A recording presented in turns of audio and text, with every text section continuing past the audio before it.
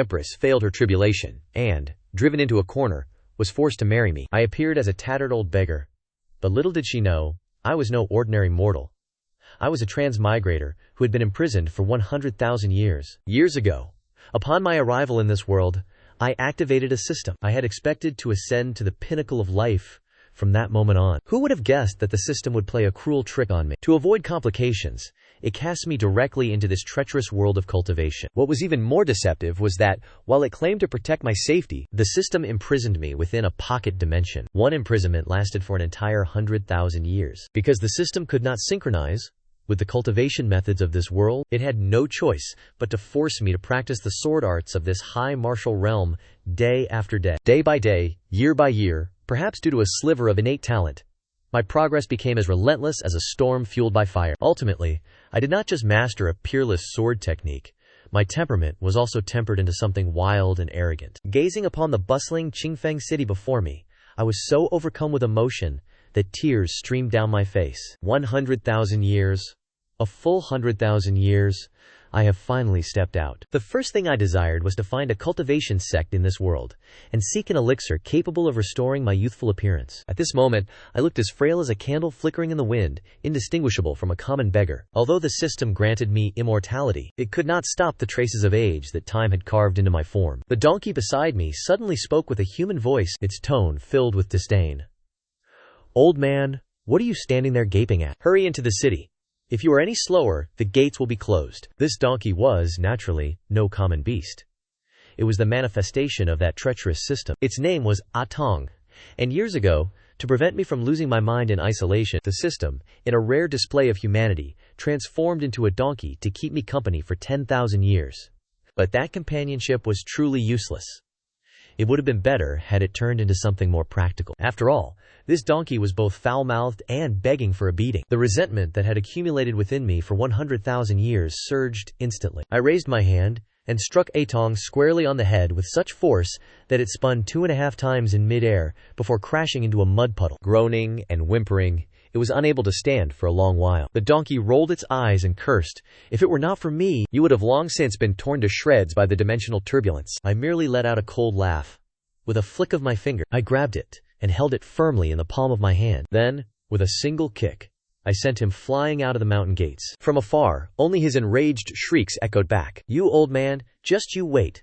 I will make sure you taste the retribution of the system." Having dealt with that trash, I brushed the dust from my hands and staggered toward Qingfeng City. For 100,000 years, I have not tasted mortal food.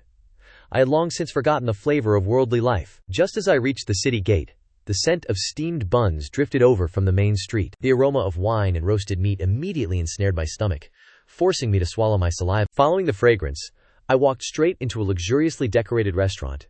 It was the Zui Jian Lu, even though I still looked like a common beggar. My clothes were tattered and torn, causing the waiter to look me up and down with clear disgust, though he dared not chase me away recklessly. After all, this Qingfeng City is a place where hidden dragons and crouching tigers reside. No one knows if behind an inconspicuous person there lies some terrifying backer. It was only when I shook the tattered cloth bag at my waist and the sound of metal clinking together rang out from within that the waiter's eyes instantly brightened, the look of disdain vanishing completely. He quickly swapped it for a fawning smile. "Great immortal, please enter, please enter.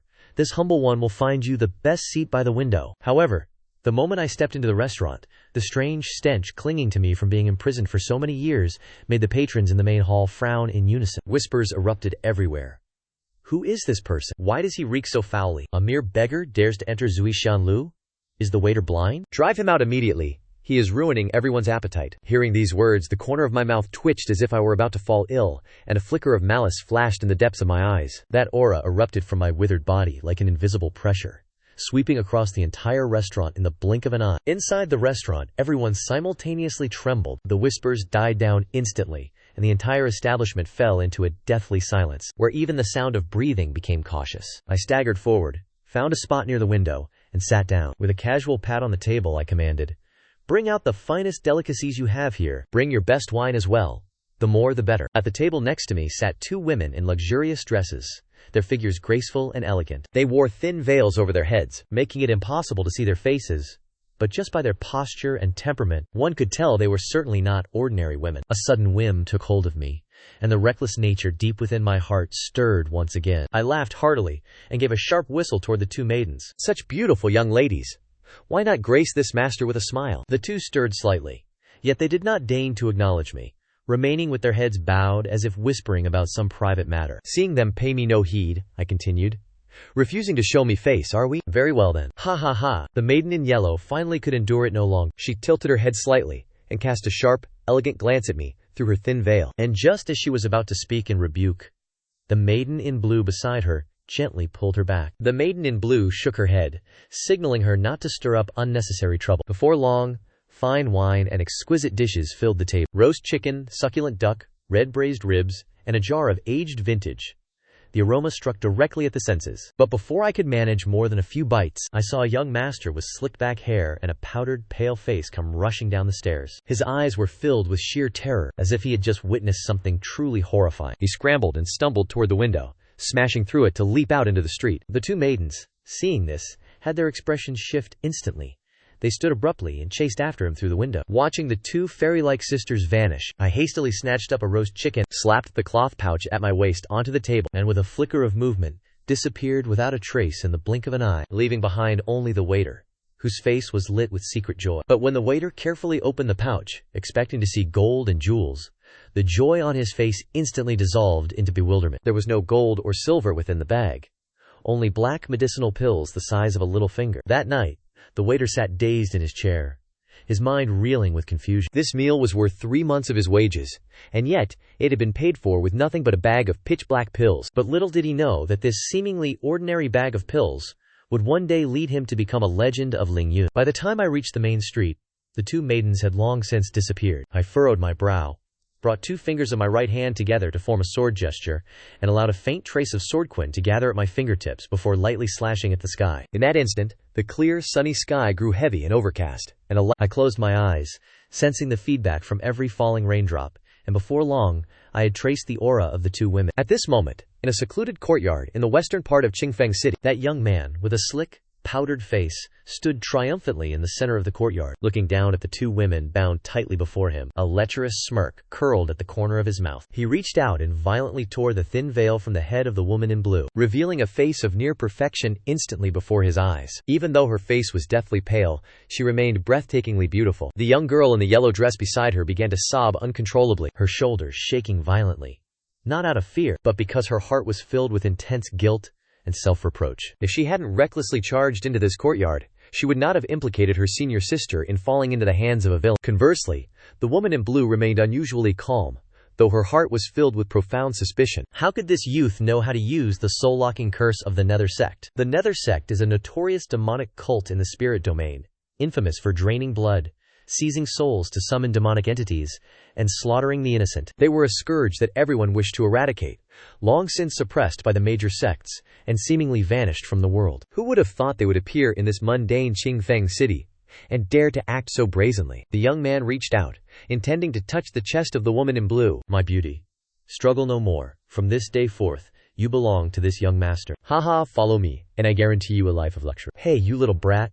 You're quite the player for someone so young, aren't you? Upon hearing this, the young man's hair stood on end. He had long since laid out the soul-trapping array of the Nether Sect in this courtyard. No ordinary cultivator could have infiltrated this place without leaving a trace. Yet the person before him had appeared without a sound. Who are you? You dare to ruin my affairs? If you know what's good for you, get out of here, or this young master will make sure your soul is scattered to the winds. Just as the youth was gripped by terror, I struck a heavy palm against his backside, the pain so sharp it nearly brought tears to his eyes. Witnessing this, the fear within the youth's heart swelled even further. He hurriedly channeled his strength to launch himself off the ground, leaped onto the courtyard wall, and through gritted teeth, spat out a vicious threat. You undead old man, you dare to ruin my business. You just wait and see. But before he could finish his threat, a chicken bone, imbued with spirit energy, tore through the wind and struck him, cutting him off mid-sentence. A piercing whistle suddenly sliced through the air. That simple chicken bone acted as a keen blade, tearing through the atmosphere as it shot straight into the young man's thigh in the blink of an eye. That simple chicken bone acted as a keen blade, tearing through the atmosphere as it shot straight into the young man's thigh in the blink of an eye. Even more terrifying was the residual sword intent left within the wound. It clung to his bone like a venomous parasite, ruthlessly shredding his flesh. The heart-wrenching agony proved too much to bear, forcing a miserable scream from his throat. I then turned to look at the two women who were bound. They were clearly stunned, still unable to comprehend what had just transpired. "Are you both cultivators?" The woman in the blue dress paused for a moment, then nodded in slight astonishment. I couldn't help but cough once, attempting to maintain a calm demeanor as I asked, "If you are cultivators, do you possess an elixir capable of restoring one's youth? Something that could return me to the appearance of my prime?" Upon hearing this, the woman in the blue dress immediately sighed in relief. She nodded slightly and replied, "Senior, our Bixiao pavilion possesses the Ninghua pill. This elixir can nourish the flesh and reverse the ravages of age." But before she could finish her sentence, I was so overcome with agitation that I nearly gasped for air. I immediately grasped her small hand, my voice trembling with urgency as I said, "Having it is enough. It is enough.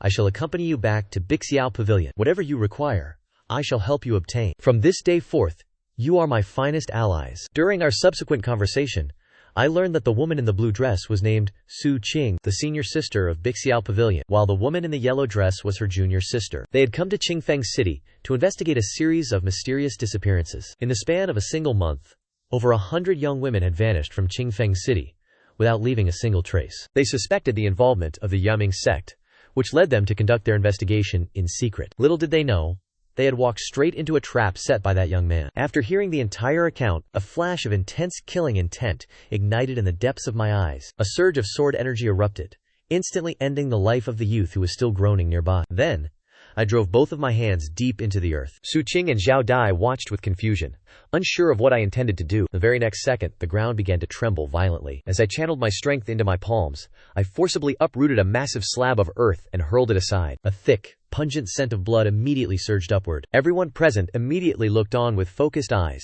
Beneath the soil lay a vast, hollowed-out cavern. At the very center of the chamber was a pool filled with fresh blood. The perimeter of the pool was carved with complex and malevolent incantations. An old man, shriveled like a corpse, sat within the blood pool, with his eyes tightly shut. What caused Su Qin and Xiao Dai to collapse in despair were the desiccated corpses hanging along the cave walls. A single glance was enough to tell that these victims had been young maidens in the prime of their lives. Surveying this scene, which resembled a living hell, Su Qin could no longer contain the sorrow and rage within his heart. His figure flickered as he lunged directly toward the corpse-like elder in the blood pool. Just as his strike was about to connect, the old man showed no signs of reaction. Just as his strike was about to connect, the old man suddenly opened his eyes. His eyes were devoid of pupils, replaced by an abyss of pitch-black darkness, as a tyrannical aura surged to the heavens, swirling with rolling waves of evil energy that poured outward, sweeping across the entire estate in a mere heartbeat. The fresh blood in the pool turned violent, roiling like boiling water in an instant. A massive wave of blood erupted from the pool,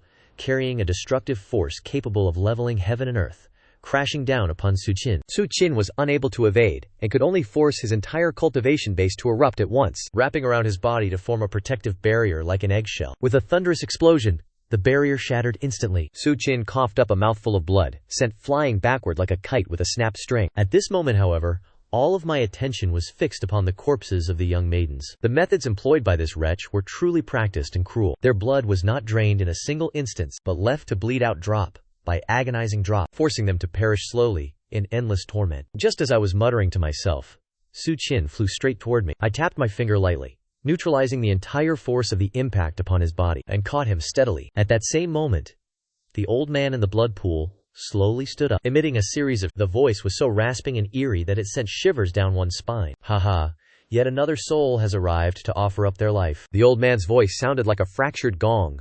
"With the essence and blood of you cultivators, I shall fully break free from the erosion of the heavenly Tao, restore my peak strength, and when that time comes, the entire spirit realm shall be mine to command." Just as he prepared to use our blood to complete the final ritual, a melodious voice echoed from the distance. "Xuesha Laozu, you wretched beast! Xuesha Laozu, you wretched beast! How dare you slaughter so many innocent young maidens? Today, I, Liu Runyan, shall take your dog's life." As the words fell, a figure in green robes descended from the horizon, landing directly before us. Su Chen looked at the woman who had suddenly appeared and could not help but cry out, for this person was his martial aunt, an elder of the Bixiao Pavilion. Liu Runyan watched as Xuesha Laozu slowly stepped out of the blood pool. With every step he took, the fresh blood beneath his feet was absorbed into his body, and his withered frame began to fill with vitality. Ultimately, he transformed from a decrepit, living corpse into a robust man in his 30s. Liu Runyan's expression grew instantly grave. She knew full well that Xuesha Laozu was a long-standing expert of the Yuming sect, having used the blood of over 100 virginal maidens to nourish a body ravaged by the erosion of the heavenly Dao. His current strength had far surpassed his normal limits. If they were to clash recklessly, Xingfeng City would surely face total annihilation, and countless innocent lives would be lost. Just as both sides stood on the brink of battle, I dived headlong into the blood pool. Thinking I would undergo a rejuvenation like Xuesha Laozu, I was bewildered to feel absolutely no change at all. Frustrated, I demanded, "Old man, how exactly did you manage to regain your youth? Why have I been submerged for so long without the slightest effect? Are you hoarding your secret techniques?" Seeing this, Xuesha Laozu was so infuriated that he began to laugh. Haha. Xuesha Laozu was driven to laughter by the sheer absurdity of it. Haha. Where did this madman crawl out from? Have you no shame, comparing yourself to me? Get out of there at once, or I shall drain you of your blood and refine you into a sacrificial offering. My temper, unable to be contained any longer, flared up. I launched myself out of the blood pool and charged straight toward him. Xuesha Laozu's pupils constricted, and the mocking smile vanished from his face instantly. He had not expected this old man, who looked as if he were on the verge of death, to strike with such blinding speed, a speed so great that he was unable to evade it in time. Yet, just as I was about to close in on him, a series of crisp, rhythmic cracking sounds erupted from my body, and I plummeted headfirst to the ground, muttering incessantly, "Ouch! Ouch!" I pushed this decrepit waist of mine just a little too hard. This battered husk of a body is truly useless. The scene before him elicited a cold, mocking laugh from the blood-fiend ancestor. Haha, so it turns out you are nothing but a madman with an imposing exterior and no substance. I thought you were formidable. You have truly been a waste of this ancestor's time. Immediately following this, the blood-fiend ancestor sacrificed a blood-red nether banner. As the nether banner was unfurled, countless mournful souls surged forth from within it, accompanied by ear-piercing shrieks that stirred a deep sense of unease in the hearts of all who heard. At this very moment, a dark shadow descended from the sky, slamming heavily into the earth. It was Adatong, whom I had just kicked away, but upon seeing my wretched state, Atong widened his mouth, looking at my disheveled appearance, revealing his gleaming white teeth. His voice filled with sarcasm. "Haha, you old immortal. So you have met your match today. Were you not acting quite majestic just a moment ago? Why do you look like a drowned dog fallen in the mud now? I'll die laughing." Enraged, I scrambled to my feet and struck his mule-headed skull with 2 consecutive punches. The blood-fiend ancestor saw that the man and the donkey did not regard him with the slightest bit of respect, and finally, unable to restrain himself any longer, he roared, "Insolent fools! You dare to look down upon this ancestor? Today, I shall ensure your souls are scattered, and your spirits obliterated, condemned for eternity, never to know reincarnation." As the words left his lips, he brandished the nether banner in his hand once more, and the countless spectral spirits instantly turned savage, lunging directly toward us. That terrifying, malevolent aura threatened to consume the very space around us. Seeing this, I drew a weathered wooden saber from my waist, then swung myself onto the back of Altong, the old donkey, and charged forward, "Clear away all this pathetic trash for me." Liu Runyan originally intended to intervene and assist me against the blood-fiend patriarch, but Su Qian desperately held her back. Su Qian shook his head, his voice heavy as he spoke. "Martial aunt, do not go. You are no match for him. This senior is far more terrifying than the blood-fiend patriarch. We need only ensure our own safety and ensure we do not become a burden to him." When the blood-fiend patriarch saw me surrounded by his 10,000 ghosts devouring soul technique, the corners of his mouth curled into a cruel smile. These ghosts could tear directly into the soul. Compared to physical agony, the pain inflicted upon the spirit is 100,000 times more harrowing. Yet, the very next second, his smile vanished, because I and the donkey remained completely motionless, allowing the 10,000 devouring ghosts to descend upon us. Upon closer inspection, one could see a layer of sword intent shrouding my body. Those ghastly creatures could not harm me, not even in the slightest. This is quite interesting. Just moments ago you called me a madman and dared to tell me to get lost. Now, it is my turn to settle the score with you. I slowly raised the wooden sword in my hand. A peculiar fluctuation surged from all directions, and immediately afterward, I struck a sword blow directly at the blood-fiend patriarch's face, sending him flying backward until he slammed violently into the cave wall. "Do not pretend to be dead. Speak. What exactly is that technique of yours to reverse aging and regain youth? If you dare to deceive me, I will hack you into 1,000 pieces." Liu Runyan, standing nearby, saw this, and hurriedly stepped forward. With a complex expression, She urged the senior to temper his anger. He has not truly reversed his aging. He originally possessed such a youthful appearance, but because he has slaughtered the innocent for many years, cultivating evil arts that invoke the wrath of heaven and earth's righteous energy, his body gradually withered and eroded, becoming as desiccated as a corpse. He is merely using the life essence of 100 virgin maidens and dark arts to temporarily suppress that righteous energy, restoring his original visage. Upon hearing this, I realized at once that I had been toyed with. Consumed by rage, I brought my sword down upon the blood-fiend patriarch. He watched helplessly as a streak of black sword energy surged directly before him, yet he could do nothing. With a cold, sharp, slicing sound, his body was cleaved cleanly into every drop of vitality had been drained from his body, leaving nothing behind. Liu Runyan stared at the scene before her eyes completely vacant. An elder of the Nether Sect had just perished so silently that everyone felt as if they were trapped in a nightmare. Thereafter, Liu Runyan bowed deeply before me. I thank you, Senior, for ridding the world of this scourge, for slaying this demonic creature, and saving all the members of my Bixiao Pavilion, as well as sparing the lives of countless innocent maidens. I felt no need for Liu Runyan's overwhelming displays of gratitude. Such polite pleasantries are useless. Just hand me a Manhua pill, quickly, and waste no more time. Hearing this, Liu Runyan looked doubtfully toward her junior sister, Su Qing. Suppressing the pain in her backside, Su Qing recounted everything that had transpired, leaving no detail out. After listening, Liu Runyan knitted her brows slightly and replied, Senior? In truth, the Manhua pill is not merely a common elixir. It is the signature supreme-grade medicinal pill of our Bixiao Pavilion. The refining process is incredibly complex, and the required heavenly treasures are exceptionally rare. Currently, there are no finished pills within the Bixiao Pavilion. Seeing my expression immediately darken, she hurriedly added, But please rest assured, Senior, I invite you to reside at the Bixiao Pavilion for a time. I will immediately command our pavilion's alchemists to devote all their efforts to refining it, and as soon as the Manhua pill is complete, I will offer it to you with both hands. Does that include room and board? Liu Runyan was slightly stunned before answering, Of course. During your stay at the Bixiao Pavilion, all expenses will be covered. I will personally assign attendants to cater to your every need. Very well. Is it a deal? Liu Runyan felt a secret surge of joy in her heart. Her proposal was already driven by a calculated motive. The strength I had just demonstrated was certainly not something a common cultivator could possess. She feared I was already a grand cultivator beyond the 6th realm. The strength I had just demonstrated was certainly not something a common cultivator could possess. She feared I was already a grand cultivator beyond the 6th realm. If she could invite me to oversee the Bixiao Pavilion, then in the future, the Bixiao Pavilion would no longer need to fear the whims of other sects. The Bixiao Pavilion lies deep within the Qingluan mountain range, surrounded by endless peaks, and home to over 10,000 disciples. Unlike other sects, Bixiao Pavilion specializes in water attribute cultivation techniques, most of which are auxiliary in nature. As a result, the sect is comprised entirely of female disciples, standing as the preeminent matriarchal sect in the region. This place is a sanctuary of elegance that countless male cultivators dream of, day and night, especially since the Bixiao Pavilion boasts 3 beauties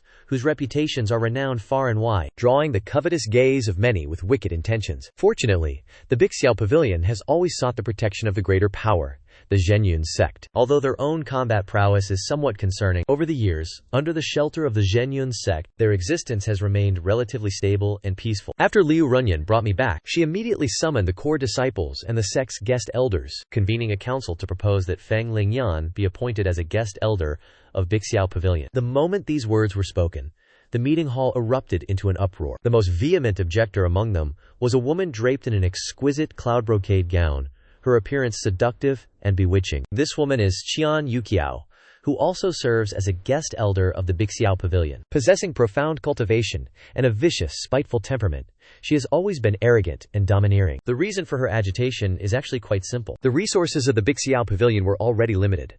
The reason for her agitation was actually quite simple. The resources of the Bixiao Pavilion were already limited, and with the Bixiao Pavilion already hosting 3 guest elders, adding another person to claim a share would result in a sharp reduction of the supplies and cultivation resources currently allocated to each individual. This was something she absolutely could not tolerate. Qian Yuqiao grew increasingly agitated as she spoke, stopping just short of pointing at Liu Runyan's face and berating Elder Liu. Have you lost your mind? Does a mere beggar in rags like this deserve to be a guest elder of our Bixiao Pavilion? I absolutely will not permit it. Liu Runyan was no pushover.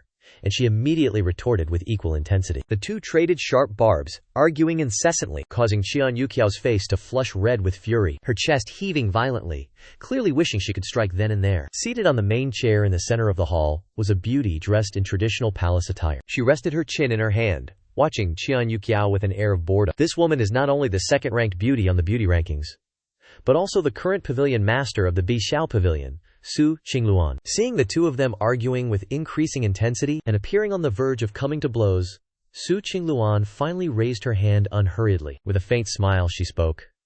"Enough. Stop this bickering." As her words fell, the meeting hall instantly returned to silence, with everyone's gaze fixed firmly upon her. Subsequently, Su Qingluan stood up and led everyone present to the small courtyard where I was temporarily residing to meet. When Qian Yuqiao caught sight of my ragged appearance, she immediately began to issue threats.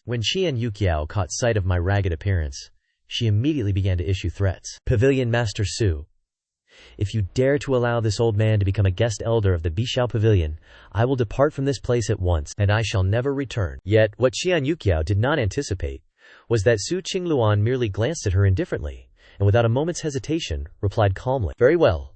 If guest elder Qian has made up her mind to leave, then I shall not stop you. You are free to go." The atmosphere turned incredibly awkward in an instant. How could Qian Yuqiao bear to leave the Bixiao Pavilion, where she lived in comfort and had access to an endless supply of cultivation resources? More importantly, she did not have to risk her life in the face of death. She only needed to cultivate in peace. Only a fool would truly choose to leave under these circumstances. Realizing this, she hurriedly changed the subject and said, "That is not what I meant. My point is that the origins of this old man are unknown. If we allow him to remain in the Bixiao Pavilion, and something goes wrong, it is our pavilion that will lose face." Before she could finish her sentence, a crisp sound of a slap suddenly echoed through the hall. Qian Yuqiao was sent spinning in place from the force of the strike, her cheeks swelling instantly, bearing the clear imprint of a hand. This slap did not only leave Qian Yuqiao stunned, it rendered everyone present speechless. Although Qian Yuqiao was abrasive and cruel, she was, after all, a martial artist of high standing. Yet she had been struck by a simple, unadorned blow, a strike devoid of technique, yet brimming with humiliation. Facing a slap so plain yet so utterly degrading, she had not even managed to react in time. By the time she regained her senses, she saw me wiping my hand on my tattered robes with an expression of disdain. Enraged, she took a sudden step forward, gathering all the strength in her body to deliver a ruthless slap to my face. I had not expected this woman to be so impetuous. Since time immemorial, it has only been me striking others. When did it become anyone's place to strike me? I immediately focused my intent, improvised a sword technique on the spot, and slammed my right hand against the ground. A crisp, cracking sound rang out, like shattering glass, as fine, jagged fissures manifested in the air. Qian Yuqiao's hand froze just an inch from my face, unable to advance even half a fraction further, as if halted by an invisible barrier. Her face was etched with sheer astonishment. She instinctively looked down, only to see a colorless, translucent ice blade that had silently pierced through her protective aura, striking true through her heart. Fresh blood slowly dripped down the tip of the blade, staining the ground in a small, dark pool, a piercing, vivid crimson. Qian Yuqiao's eyes were wide with disbelief. Her lips trembled as if to speak, but no sound escaped her throat. Her body went limp and collapsed heavily to the ground, her life force extinguished completely. Even in death, she could not comprehend from where that ice blade had emerged. Only in Su Qingluan's eyes did a flicker of understanding ignite. She had dimly perceived that the ice blade was formed by me condensing the moisture in the air, reinforced by my sword cue. Yet, she could never have anticipated that such a hastily condensed blade could possess such terrifying power, capable of instantly slaying a martial cultivation practitioner. Su Qingyuan's expression turned remarkably grim. Qian Yuqiao's death was hardly a tragedy.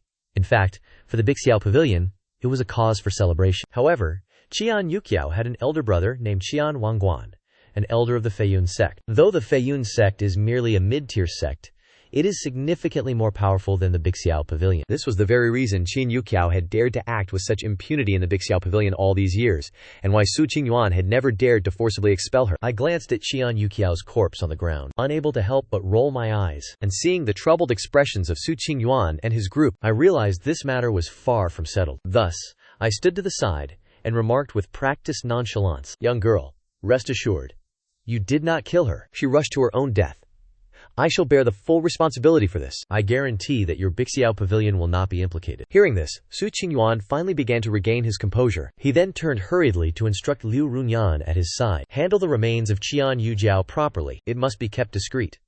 Do not let news of this leak out. Afterwards, Su Qingyuan led me to the reception room and clarified the materials needed to refine the Ninghua pill. The Bixiao Pavilion possesses a deep foundation, and most of the materials could be gathered with ease, but two crucial components, the soul herb and the azure dew pearl, must be retrieved from within the Qingfeng secret realm. Su Qingyuan explained that the Qingfeng secret realm is a unique spatial rift, opening only once every 100 years. The secret realm is filled with countless heavenly treasures, and is a place where innumerable cultivators flock to compete. However, a strange barrier exists within the realm, enforcing extremely strict limitations on cultivation levels. Cultivators at the ancient realm or above cannot enter the secret realm at all, and should they force their way in, their souls would be torn asunder by the barrier, leading to total annihilation. I had initially assumed I would have to wait 100 years to acquire the materials, but to my surprise, Su Qingyuan continued, "Senior, do not worry. The Qingfeng secret realm will open again in 3 days, at which time I shall have Su Qin and Zhao Dai accompany you. Both of their cultivation levels are at the 4th realm, which perfectly aligns with the restrictions of the secret realm." I immediately breathed a sigh of relief, a smile spreading across my face. Seeing this, Su Qingyuan paused momentarily, assuming I had not heard clearly, and intentionally emphasized once more, "Senior, please allow this junior to remind you once again. The Qingfeng secret realm has a restrictive barrier. Cultivators above the 5th realm absolutely cannot enter." I let out a soft scoff and waved my hand. Rest assured, this matter does not concern me. After all, I am not a cultivator. What I practice is the swordsmanship of a high martial world, entirely distinct from the cultivation system of this plane, and fundamentally lacking what you call realms. So naturally, I am not restricted by the barrier of the secret realm. Hearing this, Su Qingyuan began to stammer, her face filled with complete disbelief. "Senior, you are not a cultivator? But just moments ago, you slew Qian Yuqiao, and even displayed the strength of the blood fiend ancestor." I waved my hand, my tone laced with impatience. "Do not ask so many questions. When the time comes, simply call for me, and I will accompany you. I guarantee I will not be a hindrance, and I may even assist you in contending for those heavenly treasures." Though Su Qingyuan remained filled with doubt, she knew the limits of propriety, and ceased prying into the matter further. He then turned the conversation to the topic of my stipend as a guest elder. Deep down, he was incredibly anxious, fearing that I would demand an exorbitant price. He had even mentally prepared himself for various scenarios, dreading that if he could not meet my demands, I would leave in a fit of rage. I told him that the stipend was unnecessary. I only required room and board, along with 2 young maidservants who were pleasing to the eye to pour tea and serve water, wash my robes, and prepare my meals. Beyond that, I had no other requests. Su Qingyuan hurriedly agreed and retreated with joy, secretly relieved in his heart. Such demands were truly far too easy to satisfy. Not long after Su Qingyuan departed, a Tong, the entity manifested by the system, ran back with a furious expression. Earlier, I had kicked him with such force that he flew thousands of meters away. Had he not been bound to me, he might never have found his way back. Seeing that he still harbored resentment, I spoke first to silence him. "If you dare to utter a single word of complaint, I will beat you until you lose all composure. If you do not believe me, feel free to try." Atong immediately extinguished his defiance. His ears drooped, and he lowered his head in dejection. He had long grown accustomed to this, as receiving a beating was part of his daily routine. After a moment of silence, he scurried closer, a fawning smile plastered across his face. Atong intended to discuss a matter with me once more. "Old immortal, listen to me," he began. "I have thoroughly investigated the cultivation system of this world. However, this realm is suppressed by the heavenly Tao, so I am temporarily unable to infiltrate this dimension. I have a plan. You need only strike down several members of the local nobility. Slaughter a few hundred to 1,000 major figures, and once the cries of misery fill the land, the heavenly Daikyo will surely move to destroy you. I shall seize that moment while the heavenly Tao is preoccupied with you to stealthily infiltrate the realm. By then, the 2 of us can dominate this dimension." I looked down into Atong's eyes, which were filled with wisdom that was entirely misplaced. Without uttering a word, I swung my fist and brought it down hard upon his head. Thud! Thud! Atong yelped in pain before I lifted my leg, and with another kick, sent him flying through the air once more. I scolded him. "You are truly a moronic beast. I may be a bit unhinged, and possess a penchant for violence, but I am no mindless demon lord. You actually dare to devise such a foul scheme? Watch yourself, or I will boil you alive. You are truly a moronic donkey. While I may be somewhat deranged, and possess a penchant for violence, I am, at the very least, not a bloodthirsty demon lord. You still dare to conjure up such a foul scheme? Watch yourself, or I will boil you alive." Atong was kicked away, colliding heavily against the courtyard wall. It whimpered as it scrambled to its feet, yet dared not utter another word of complaint, opting instead to cower in the far corner, its eyes brimming with resentment. As dusk began to fall, Su Qin and Xiao Dai arrived, carrying heavy food boxes and stepping inside with extreme caution. The two of them had been dispatched by Su Qingyuan to attend to me, and before they departed, Su Qingyuan had cautioned them repeatedly. Regardless of how unreasonable the demands of this senior might be, they were to be met without condition. The two young maidens had long since steeled themselves for a difficult ordeal, but as I looked at the meat and vegetables in Su Qin's hands, I was so delighted I nearly let out a cry of excitement, rushing forward to take the ingredients and set up the pot. Before long, a table full of meat and vegetable dishes was laid out. I gazed at the bubbling, outrageously spicy hot pot broth, a satisfied grin spreading across my face, and urged the two maidens to be seated. They exchanged glances, then looked toward me. After a moment of hesitation, they finally sat down beside me with great reservation. However, the intensity of the spice far exceeded what they could endure. Each of them picked up a small piece of meat, but no sooner had they tasted it than their faces flushed crimson, and they frantically covered their mouths, gasping for air. Despite my repeated persuasions, they remained adamant and refused to touch their chopsticks again. In the end, the entire spread of meat and vegetables was devoured by me with the speed of a whirlwind. As for Atong, which I had kicked away earlier, it was curled up upon the decorative statue on the roof, its long fish-like face stretched out, its round eyes brimming with deep resentment. It stared fixedly at the empty pot in the courtyard, those round eyes still filled with profound misery, staring relentlessly at the empty pot in the courtyard, looking for all the world as if it had been wretchedly mistreated. The subsequent days passed with an unusual tranquility, until the morning that Qingfeng's secret realm opened. The training grounds of Yunlan Peak were already packed with people. They were all elite members of the Bixiao Pavilion, personally handpicked by Su Qingyuan. I heard from Liu Ruyan that due to the sect's waning strength, Bixiao Pavilion had not set foot in the Qingfeng secret realm for nearly a millennium. The cultivation world is, by nature, a place where the big fish eat the small. Without strength, one cannot contend for the heavenly treasures hidden within the secret realms, and without resources, it is impossible to nurture true powerhouses. If this vicious cycle continues, Bixiao Pavilion will sooner or later be annexed by other sects and vanish into history. This time, Su Qingyuan has staked everything, selecting this group of elite disciples. Their purpose is twofold: to gain experience in the secret realm under my guidance, and to serve as the future backbone of the Bixiao Pavilion. If they can return alive, they shall be the hope of the Bixiao Pavilion. As Liu Runyan led the team, she produced a bamboo flute. Her fingertips glowed with a faint green light, and a clear, piercing melody tore through the sky. From the depths of the distant mountains, a cry that shook the very clouds erupted, followed by a green streak darting straight into the heavens. That was the only long-range flying spirit beast belonging to the Bixiao Pavilion. The cloudscale sparrow moved with the speed of lightning. It would take only one day to reach the Qingfeng secret realm. I gazed at that plump cloudscale sparrow, my throat bobbing involuntarily, and I instinctively wiped the corner of my mouth, even though there was no saliva to speak of. One look at that bird told me it was full of meat.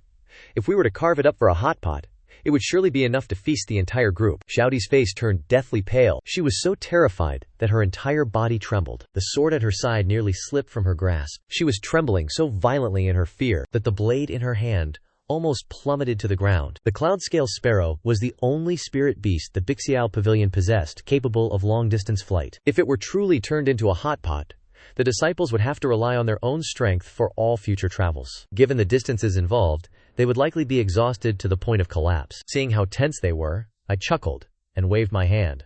I was merely jesting. Watching the two of them so thoroughly shaken, I tapped my toes lightly upon the ground as I finished speaking, landing steadily atop the head of the cloudscale sparrow. The sight caused all the disciples present to gasp in shock, a sharp intake of cold air, even Liu Runyan's expression shifting in alarm. The cloudscale sparrow possessed a ferocious temperament, and had always been proud and untamable, to say nothing of letting someone stand upon its head. True to expectation, the moment the beast felt the weight upon its crest, it became agitated and restless. It thrashed its head wildly, attempting to fling me off, but in the very instant its sharp beak was about to strike me, a wave of killing intent radiated from my body, and the creature was instantly paralyzed by fear, unable to stop itself from shivering uncontrollably. Observing the cloudscale sparrow suddenly grow silent and obedient, the disciples stood with their eyes wide, their expressions vacant as if their souls had been startled from their bodies. They had never seen this beast so docile, and in a mere blink of an eye, my image in their eyes grew significantly more formidable. The cloudscale sparrow flapped its wings and took flight, the turbulent wind whipping the sleeves of the disciples, as Liu Runyan retrieved a yellowed map from her storage ring and presented it before me. I glanced at it casually, and in that fleeting moment, every detail on the map was etched deep into my mind. I waved my hand indifferently. "There is no need to show it to me further, Simply tell me what must be kept in mind once we enter the secret realm. Just tell me what we need to watch out for after entering the secret realm. I then leaned back against the feathers of the cloud-scale sparrow, leisurely admiring the scenery along our path. Hearing this, Liu Runyan nodded and spoke. After entering the secret realm, everyone will be randomly teleported. To ensure our safety, we must immediately converge at the meeting point marked on the map. Furthermore, each time the Qingfeng secret realm opens, it lasts for only 7 days. If one exceeds this time limit and remains within the realm, they will have to wait until the next time the realm opens to ever leave. By then, I fear one would be trapped inside, with little hope of survival. Just as Liu Runyan was carefully advising me on the taboos within the secret realm, a blinding streak of light suddenly appeared from not far away, tearing through the clouds with such velocity that only an afterimage remained, slamming violently into the wing of the cloud-scale sparrow, causing the beast to stagger heavily, forcing it to veer completely off its flight path. I narrowed my eyes as I watched the streak of light speeding away. Who could that be? Do they not know how to watch where they are going while flying? Have they never heard the saying? There are 1,000 paths to travel, but safety must always come first. If you damage my hot pot ingredients, can you even afford the compensation? The system donkey lay prone beside me, its donkey eyes wide with shock, wearing an expression as if it had just seen a ghost. In its eyes, given my tyrannical and overbearing temperament of the past, that rude streak of light should have already been shredded to pieces by a single strike of my sword energy. Yet today, I merely scolded them once and made no further move. It was truly highly abnormal. The donkey was just about to open its mouth to mock me and ask if I had truly changed my nature, when that streak of light, which had already flown into the distance, suddenly it stood before us, like a sharpened blade blocking our path. It forced the cloud spirit sparrow to come to an abrupt halt in mid-air. It was a two-headed profound black gold spirit tortoise, possessing a physical stature that did not lose out to the cloud spirit sparrow. Its aura was ferocious, surpassing that of the cloud spirit sparrow by more than just a single tier. It was clearly a spirit beast of a superior rank. Liu Runyan's expression darkened instantly. The profound black gold spirit tortoise, the people of the spirit beast sect have arrived. Her voice carried a heavy, somber tone. She lowered her voice to explain to me. The spirit beast sect is built upon the art of beast taming. Every disciple within their sect is skilled in subduing spirit beasts. They are frequent visitors to the Qingfeng secret realm, and their strength far exceeds that of the Bixiao Pavilion. Furthermore, they are overbearing in their actions and possess no sense of reason. In the past, disciples of the Bixiao Pavilion had been suppressed by them within the secret realm, and many had lost their lives because of it. At this very moment, a middle-aged man standing atop the giant tortoise looked at Liu Runyan with a mocking, enigmatic smile, and greeted us with a sharp, derisive tone. Is this not Elder Liu of the Bixiao Pavilion? By the looks of it, you intend to visit the Qingfeng secret realm, do you not? Upon hearing this, Liu Runyan cast a cold glance at the man, then whispered to me that this person was Elder Xuesha of the Spirit Beast sect. His life-bound spirit beast was a 9-tailed spirit fox, and his combat strength was formidable. He had always targeted the Bixiao Pavilion in the past, and there was no shortage of old grievances between him and our sect. Having said this, Liu Runyan raised her head to look at him, and replied in a cold voice, "And what of it? Can the disciples of your spirit beast sect go? Yet those of us in the Bixiao Pavilion cannot." Xuesha laughed with disdain upon hearing this. Xuesha spoke. The Qingfeng secret realm is indeed open for anyone to enter, but weak-willed women like yourselves are merely throwing your lives away by going there. The Bixiao Pavilion has not set foot in this secret realm for 1,000 years. Is it not because not a single soul who entered previously managed to return alive? The moment Xuesha's words faded, the crowd gathered around burst into laughter. In the spirit realm, everyone knew that the Bixiao Pavilion excelled in auxiliary techniques, and that their disciples were mostly mild-mannered. They were not skilled in direct combat.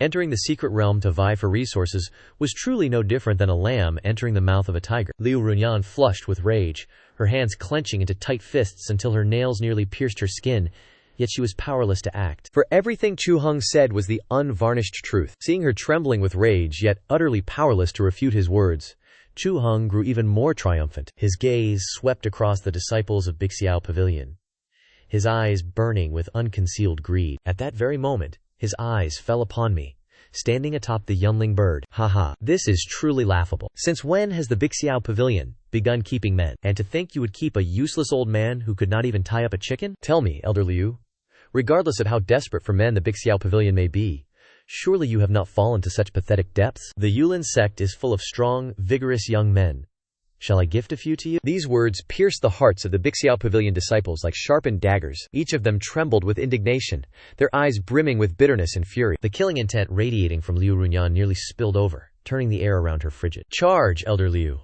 Tear that foul mouth of his to pieces, and show him that the members of Bixiao Pavilion are not to be bullied." Hearing my words, Chu Hong laughed even harder, doubling over until he could no longer stand straight. But before his laughter could fade, my figure flickered, and in the blink of an eye, I appeared directly before him. Chu Hong's heart jolted.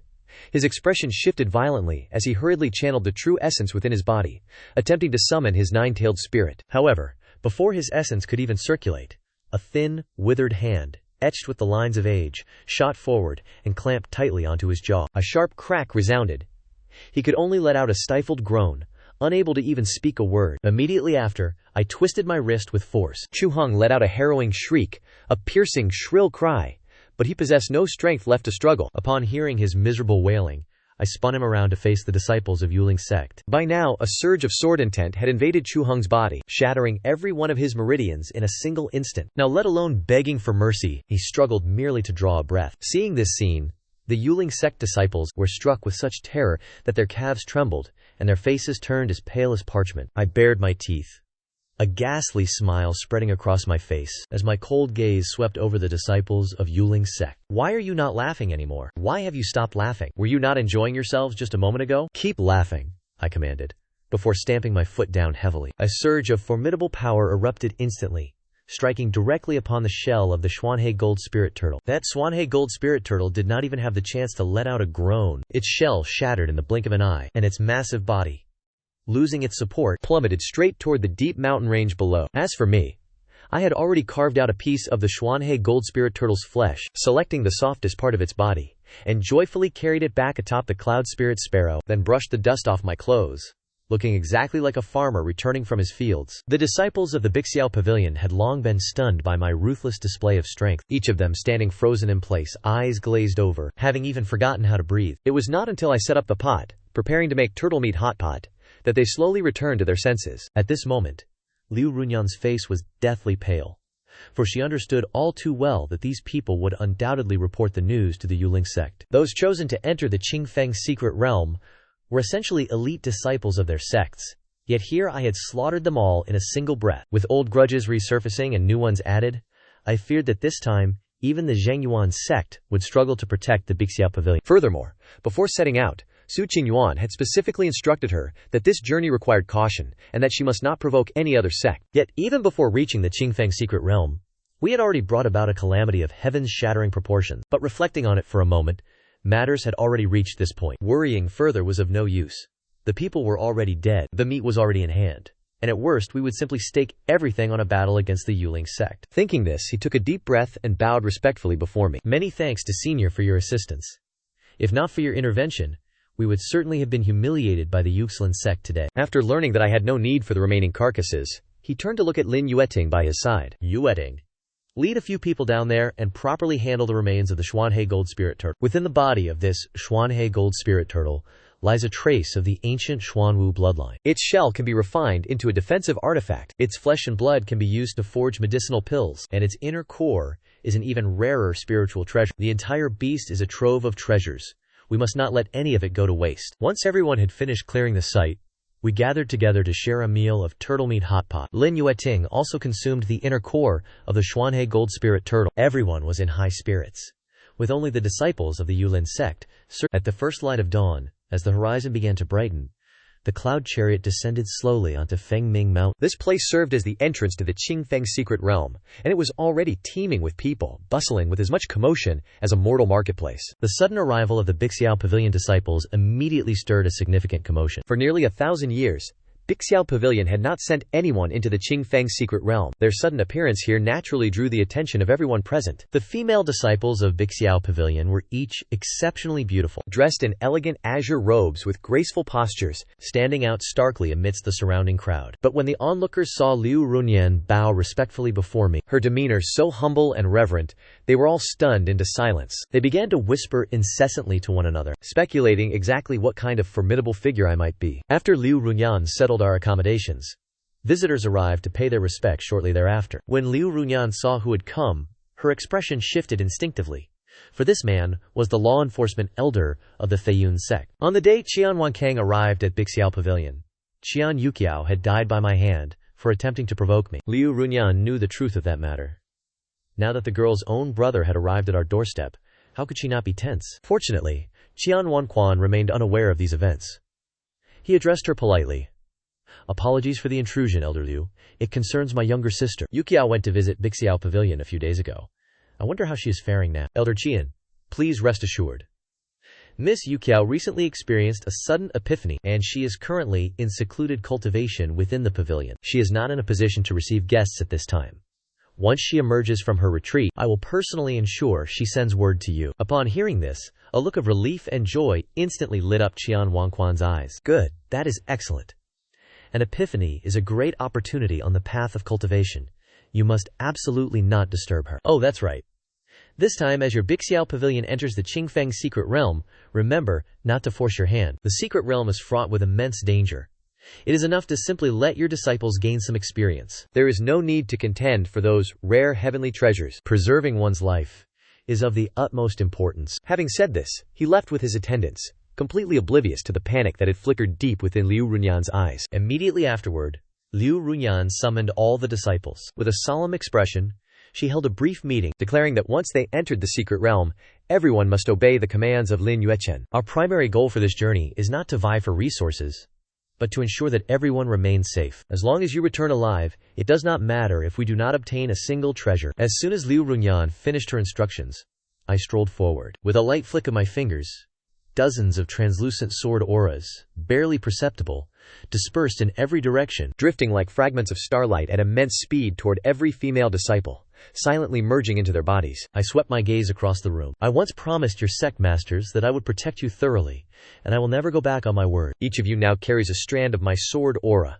Should you encounter danger, it will automatically activate and preserve your life. Once inside the secret realm, as long as you find me, you will be absolutely safe. At this moment, there was half an hour remaining before the secret realm opened. The once bustling Fengming Valley suddenly fell under a light, drizzling rain, the patter of raindrops, unable to dampen the chilling murderous intent lingering within the valley. That aura, like an invisible tide, surged continuously through the crowd without fading, causing every cultivator present to tense their nerves instinctively. By the time we arrived at the entrance of the secret realm at Longzhui Cliff, the place was already packed with cultivators from various sects. The moment the Bixiao Pavilion disciples appeared, they drew numerous gazes, yet no one dared to gossip recklessly anymore. For everyone understood well that the Qingfeng secret realm was both a treasure land overflowing with resources and a place of brutal trial. Each time the secret realm opens, the number of cultivators who survive to return has never exceeded 30%. A tiny black dot suddenly appeared at the edge of the cliff in midair, beginning to expand at a speed visible to the naked eye. It only stopped once it was barely large enough for one person to pass through. The people proceeded to enter the secret realm in turn, based on the strength of their respective sects. I leaned my back against an ancient pine tree by the cliffside, feeling entirely irritable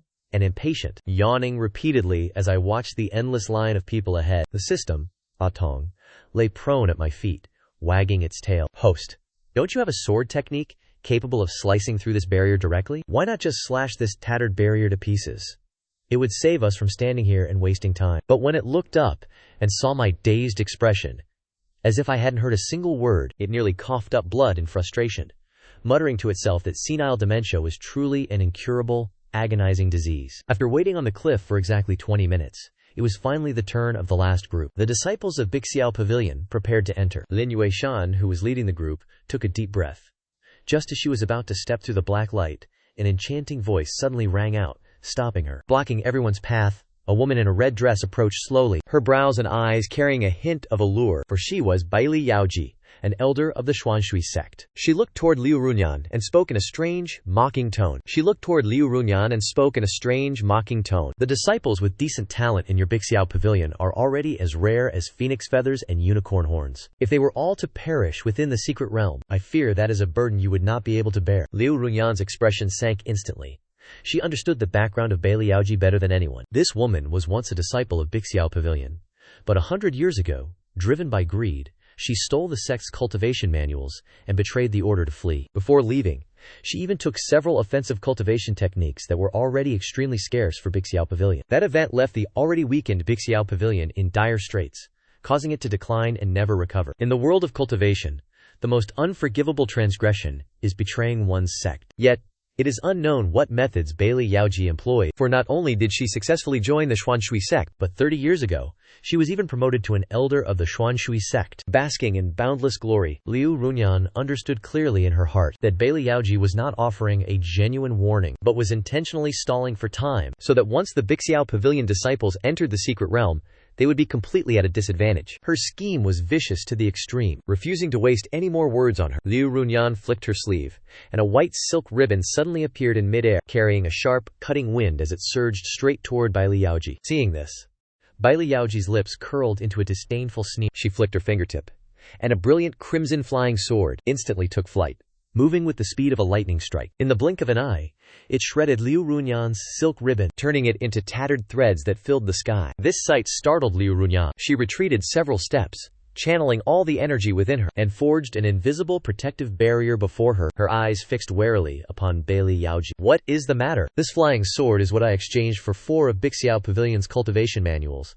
Its power is not half bad, is it? These words caused Liu Runyan. She lunged forward, intending to meet the flying sword head-on, but upon feeling the razor-sharp sword intent, Liu Runyan realized she had been far too reckless. By the time she sought to retreat, it was already too late. She could only muster every ounce of strength remaining within her. Just as Liu Runyan believed she could not escape this calamity, and was caught in the most perilous of moments, a lazy yet jarring voice suddenly echoed through the air. Amidst this battlefield, let me see exactly what kind of riveting spectacle is unfolding here. No sooner had the words fallen than a bizarre scene unfolded. The flying sword, which had been hurtling forward to claim her life, suddenly veered sharply away, flying straight toward me instead. This inconceivable sight left all the disciples of Bixiao Pavilion frozen like statues. Bailey Yaoji was struck by profound terror. She hurriedly formed a sword seal, but no matter how hard she urged it, the flying sword remained as if drained of all spirit, showing no reaction at all as it circled around me, looking like a dainty red blade, acting with joyful familiarity. At one moment, it rubbed affectionately against my sleeve, and the next, it orbited around me, leaving everyone present in a state of utter, speechless astonishment. I gazed at the small sword with keen interest, and reached out to touch its blade lightly. Quite interesting. The sword intent is indeed potent, but it lacks any real utility. It is not sharp enough. What kind of trash is this? A casual passing of wind would be more powerful than the sword intent of this broken blade. Can you show a little more ambition? Truly disgraceful. As soon as it finished speaking, I raised my foot and kicked it straight off the dragon boat. Ouch, ouch, ouch! You damned old man. Watching the figure of A Tong vanish into the depths of the abyss, I took a deep breath, and all the irritability I had felt over the past few days instantly dissipated. My mood was lighter than it had ever been. Yet, just as we prepared to enter the gates of the secret realm, Bailey Yaoji charged forward as if she had lost her mind. This item was obtained by exchanging the cultivation techniques of Bixiao Pavilion. It belongs to me. Return it to me. It belongs to me. Return it to me. I could not be bothered to entangle myself with her. With a mere flick of my hand, a surge of invisible force erupted instantly, completely severing the connection between Bailey Yaoji and the flying sword, leaving nothing behind. The flying sword, now as obedient as a tamed hound, remained close by my side. Bailey Yaoji was utterly devastated. Her gaze grew vacant, and her mind teetered on the brink of collapse as she shrieked and hurled vile curses at me. But the scene that followed was even more astonishing. That small, crimson flying sword acted on its own accord, darting straight toward Bailey Yaoji. The sword intent surrounding it surged, flashing with a baleful red light as it swept toward Bailey Yaoji, pulverizing the protective aura surrounding her body. Immediately thereafter, the flying sword ruthlessly pierced her chest. Bailey Yaoji let out a harrowing, miserable cry, her body flung away like a kite with a severed string. She struck the ground heavily, coughing up fresh blood, unable to rise again. I rolled my eyes dismissively and, with hands clasped behind my back, strolled toward the entrance of the secret realm. Seeing me about to depart, the small red sword hurriedly flew back, circling around me incessantly in a fawning display of devotion. I cast a vexed glance at it and said, "You are so weak, why do you insist on following me? You are nothing but a source of trouble." The small sword seemed to comprehend my words. The red luster of its blade instantly dimmed, and it trembled slightly, appearing as if it were on the verge of tears. Seeing it so pitiable, I curled my lip in resignation and said, "I have a task for you. Protect this young lady well. Once I emerge from the secret realm, I shall temper your spirit, so you might become a little more formidable." Hearing this, the small red sword promptly flew to Liu Runyan's side, sharp sword intent radiating from its body, staring vigilantly at the surroundings, assuming a posture of fierce, protective loyalty. Just as the small red sword emitted its blade energy, a violent ripple emanated from the entrance of the Qingfeng's secret realm, and the black point of light suddenly expanded, manifesting into a swirling vortex. Hurry, enter the secret realm. Remember my instructions. Safety is the highest priority. Lin Yuange was the first to move. She stepped into the vortex, and her figure vanished instantly. The remaining disciples followed suit, hurrying inside. When it was the turn of Su Qin and Zhao Dai, the two paused, turning to look back at me. Go quickly. Remember to leave some treasures for me within the secret realm. Do not concern yourself solely with your own gains. The two girls giggled, then turned and disappeared into the vortex. Seeing that all the Bixiao Pavilion disciples had entered, I proceeded leisurely toward the entrance. Yet, at the very moment I prepared to enter, a cold, chilling voice suddenly resonated from the side. Old man, you dare to enter the secret realm after slaying disciples of my Yuling sect? Today, you shall remain here to pay with your life. As the words fell, 3 shadows darted from the crowd, forming a triangular formation that encircled me. The cultivation aura of all 3 was beyond the 5th realm. Liu Ruyan's expression changed instantly. Instinctively, she moved to step forward, but I raised my hand to stop her. She recognized them. These 3 were elders of the Yuling sect. Their strength was formidable, especially the bald elder leading them. He was none other than the 2nd elder of the Yuling sect, a man whose power was unfathomable. The surrounding cultivators erupted into a commotion, everyone hurriedly retreating to widen the distance. The bald elder glared at me with a malicious gaze. Xuesha was my own brother. You dared to kill him. Today I will surely crush your bones into dust to avenge him. The other 2 elders simultaneously released the phantoms of 3 ferocious spirit beasts, a 3-headed giant serpent, a flaming lion, and an iron-armored rhinoceros. Their aura vast and imposing, blotting out the sky and covering the earth. I picked at my ear, appearing somewhat impatient. If you wish to fight, be quick about it. Do not dally and delay my search for those girls. If any harm befalls them, I will uproot your Yuling sect entirely. Hearing this, the bald elder flew into a rage, triggering the 3 spirits binding dragon array. The 3 beast phantoms instantly condensed and surged toward me from 3 directions. Where they pressed forward, the ground shattered, and surging shockwaves rose. The onlookers all changed color in alarm. Yet, I merely let out a yawn and stretched languidly, then lifted my right foot, descending upon the ground with an air of indifference. Boom! A deafening roar erupted as a golden shockwave, visible to the naked eye, exploded outward. Centered on me, it swept across the surroundings in an instant, distorting the very air it touched. Those 3 imposing beast phantoms, the moment they made contact with the shockwave, burst like bubbles, dissolving into specks of spirit light that vanished into the void. The bald elder and the 2 remaining elders were struck as if by an invisible, colossal hand, all of them simultaneously. His frame stumbled backward for several paces. How could this be possible? I rubbed my lower back and muttered, so I've finally emerged. To think that even stepping onto solid ground takes such effort. My bones truly aren't what they once were. Having said this, I glanced at the 3 figures still standing there in a daze, and offered a kind reminder. Are you 3 going to continue fighting? If you are finished, I am heading inside. Do not delay my urgent business. The complexion of the bald elder shifted between shades of green and white, before he finally gritted his teeth and commanded, "Withdraw!" The 3 of them retreated into the crowd in a wretched state, no longer daring to obstruct my path, nor even glancing in my direction again. Only then did I sway slightly as I stepped into the vortex, calling out, "Remember to look after my little sword. Treat it well, and ensure it comes to no harm." Liu Runyan looked at the crimson flying sword in her hand, which was vibrating with a low hum, appearing quite pleased with itself. She could neither laugh nor cry. Within the vortex passageway, the light shifted in strange kaleidoscopic patterns as myriad colors intertwined. I felt as though I had been tossed into a spinning centrifuge, my head spinning and eyes blurring until I could no longer discern any direction. Fortunately, this process did not last long. After only a few short breaths, the space before my eyes suddenly flared with light. I collapsed heavily onto a patch of soft grass. I stood up slowly and surveyed my surroundings, only to see ancient trees towering toward the heavens all around, with sunlight filtering through the canopy, casting dappled shadows upon the ground. The air was saturated with dense wood spirit qi.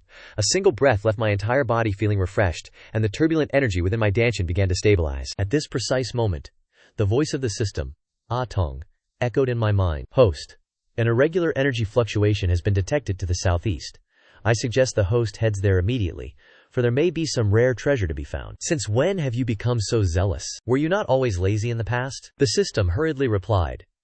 Am I not merely trying to make amends for my past failures? I know I was wrong for accidentally knocking you off the cliff last time. Furthermore, I have discovered that the suppression imposed by the heavenly Daohyo in this place appears slightly weaker than in the outside world. Perhaps we might find a way to break the seal of the heavenly Dao and help you restore your full strength. I chose to ignore it and closed my eyes, focusing my spirit to sense the sword intent imprints I had previously left upon my disciples. A moment later, I opened my eyes and furrowed my brow. Those sword intent imprints were all in motion, but the one closest to me was fading rapidly. Something was amiss.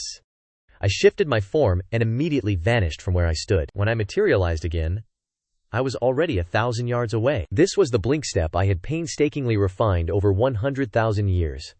It lacked any flashy flourishes, yet its speed was pushed to the absolute limit.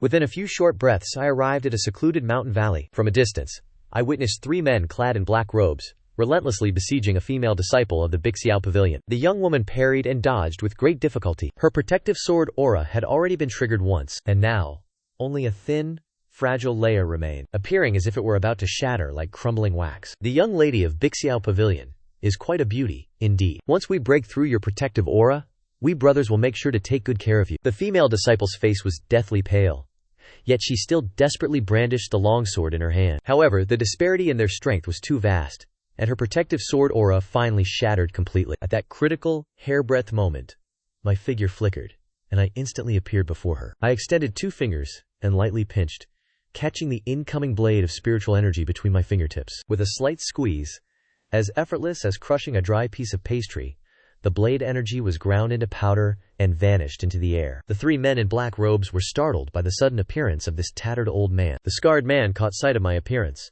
a look of contempt flashing in his eyes. He spat.